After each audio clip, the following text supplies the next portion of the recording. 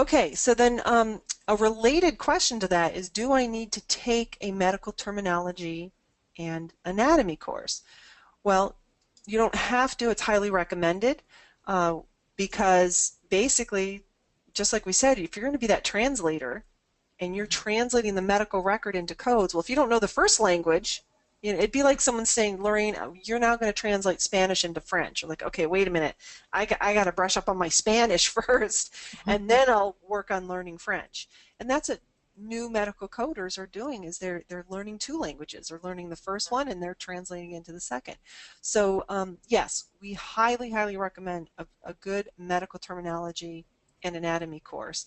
Even if you've had one in the past and you want to brush up, it's always a good thing to do. And so we have an ancillary medical terminology course that uses that book that Alicia was talking about, Medical Terminology and Anatomy, and it says for ICD-10 coding.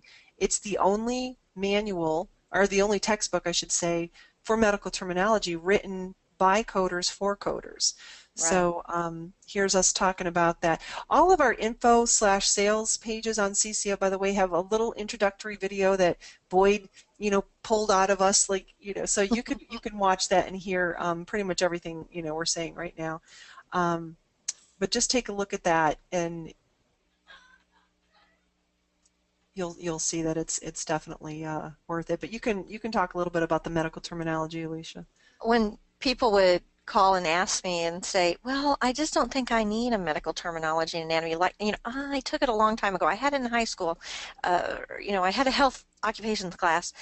And then I would ask them, well, tell me, do you know what a cholecystectomy is? And that usually makes them think. And if they can say, well, I know an ectomy is you're removing something, and I think, okay, you're halfway there. Mm-hmm. Are they removing part of the colon because they think cholecystectomy? Then I'll say, see, it's really removal of the gallbladder. The root word, that knowledge of that root word is very important. So therefore, you probably need to go ahead and brush that up. Then you have to think about speed. You're given 5 hours and 40 minutes to take this CPC exam. Mm-hmm. If you are stumbling or you have to pause and think about, now let's see, what Yeah. body part was that associated with?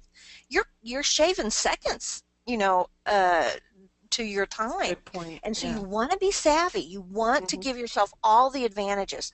Then on top of that, the real perk is it's worth 40 CEUs. Yeah. So after you're certified, that's more than you need in 2 years. You start out with 38 or pro rates, but 38 every 2 years with one credential. So again, right there, it's paid for it. Now, there's another perk to this course, the medical terminology and anatomy. A lot of employers will pay for this. Mm-hmm. So let's say that you are thinking about picking up a second credential. Say you're a CPC and you think, I really like the risk adjustment. We're having to deal with this in our office, and it's all about diagnosis coding and the disease process. Should I take the medical terminology and anatomy? Yes. Tell your employer. Every couple years, a lot of employers will invest in their staff and say, why don't you take an MTA class and brush up your knowledge, because it's going to benefit the employer just as much as it's going to benefit you personally in your Mm-hmm. career. And it's Yeah. not that expensive, and it's a tax write-off for them. So again, it doesn't hurt to ask. So know that it's beneficial. All of your training is a tax write-off, if I remember. I ask your tax people, but so don't skimp on taking the medical terminology and anatomy. Really, the only people that I would say, okay, you don't have to take it, would Nurses. be nurses and Mm-hmm. sometime transcriptionists. And We have even a for lot of them, transcriptionists. I tell them to at least get the textbook.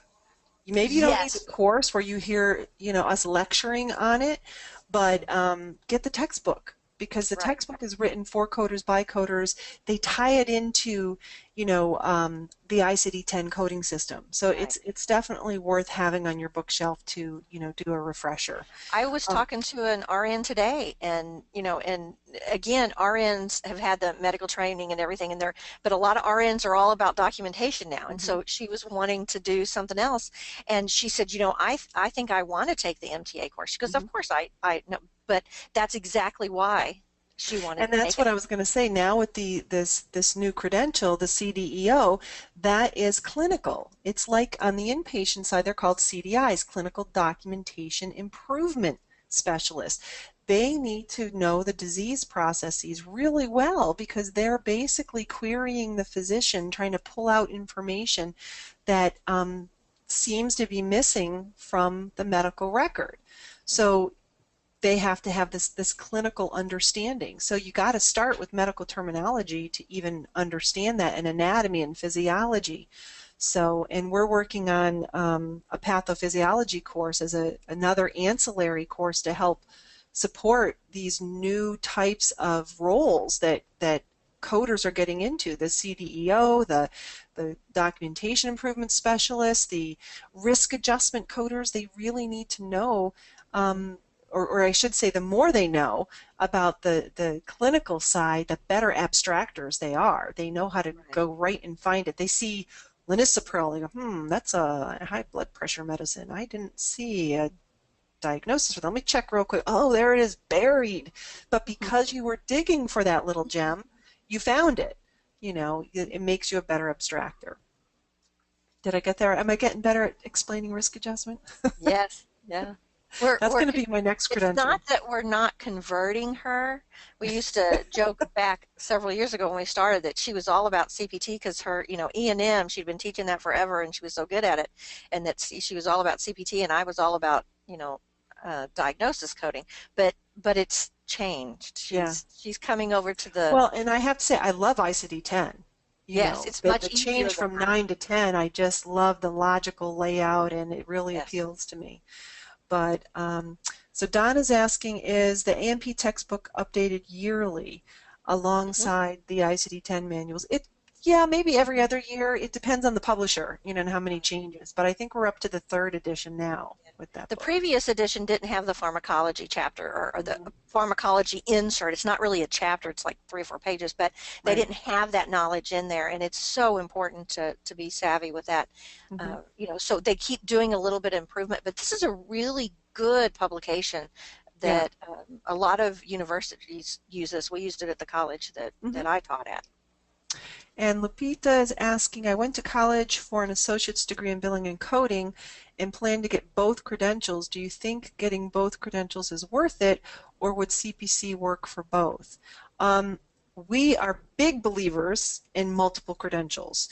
Hmm. Um, we just feel that it's an individual decision on what that Right. second one's going to be. We really believe the CPC, it should be Get your that one first one. first. Not everybody, but I would have to say 99% of my conversations, because we do free 20-minute consultations, career advice. We help you explore the alphabet soup and find out, what interests you. And I can't tell you how many people in the last 6 weeks alone where they're really on a super tight budget, but they wanted to do a course, and like right now our prices are going to be going up January 1st, and they're like, I got to do one course before the prices go up. What one? So we'll start talking, and they're like, I'm on a budget. So I said, what if you did risk adjustment first, then CPC? Consider CPC, because with risk adjustment, it's one code set. It's ICD-10. Right. So you only have to buy one manual, Hmm. learn that manual and those guidelines that we showed at the beginning of this webinar, and or live with Lorena webinar, and and then take that CRC exam. So what you need to do is do ICD-10, our full course for ICD-10, plus the CRC course, because the one is the coding aspect, the other is all of the theory and the payment methodologies and all the other stuff that you're going to get tested on. And those two together prepare you for the CRC exam, but it's one manual. And then you take that exam and you can get a job with places like Optum, OS2, what is it, United Healthcare? What are some? Optum, United Healthcare is contracted out. Optum is contracted with them, Okay. but even Blue Cross Blue Shield has an MA plan. All the Hmm. insurances have a major MA plan, and Yeah. that the MA plans are the ones that hire you. But you have to keep in mind that the hospitals are starting their own risk adjustment group, and a hospital have like 4 or 5 uh, coders doing just risk adjustment. That means you're kind of doing document specialty work, and making sure that all of this stuff is accurate before it's sent off to the in the trenches, coder risk adjustment coders, and because it improves their money intake. Payback. What am I trying to say? They're getting more money. Reimbursement. They're getting more money out of the insurance companies because their documentation and all their ducks are in a row. Mm-hmm. Because risk adjustment does not work like billing, regular billing. They don't care about that. They don't even care what's been coded. They care about what's in the documentation themselves. They're looking at it with a fresh set of eyes. So chronic conditions. Again, I get a little because I really enjoy risk adjustment, but you're right. You can go with that path. I used to balk when Laureen said that, and Chandra would say that too. You don't have to be a CPC to get your risk. I was like, yes, you do. You do. You have to be, But no, we've got students that are doing it and are succeeding with going that route. And it's like, wow, okay, I'm a believer now. Times, and I thought, yeah, really, she's recommending they go right for it. And then now I realize, of course, why not? Because why learn all that CPT and just a little bit of HCPCS, but basically CPT. That the CPC exam is predominantly CPT and some ICD, and that's because it's a physician-based exam, and what drives their reimbursement are the CPT procedure codes. But if you're going to go for risk adjustment, you don't need to know that. So why?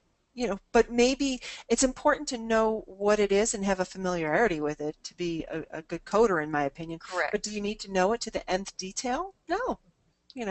So that's another path, and a lot of people are doing that. I just saw a question. If we sign up now for the course, we'll be using 2017 books and info. So the way our courses work is they're always being updated. We don't have a set time frame. We kind of analyze the different modules and say, oh, there's been a lot of changes this year, so we'll slate doing an updated lecture recording. But the textbooks, you control when you order it. You order them on your own. We give you the link. The new textbooks normally aren't ready until the end of January. But I did get the new AAPC PMCC. That's for our physician-based coding course, our PBC course. Those preparing for the CPC. Those are already shipping for 2017 because I just got mine. So when you go to the store.cco.us, you'll order the most recent ones from there. Now some people will enroll now, and they might wait 3-4 months to get started because you have a whole year to do your course with us, and the course normally takes 4 to 6 months. So all you do is you just let us know, say, look, I'm going to probably start around February, so my coach doesn't need to start coaching me, i.e. nagging you, until then. But you can get your books, you can get all ready, and then you have plenty of time to do it.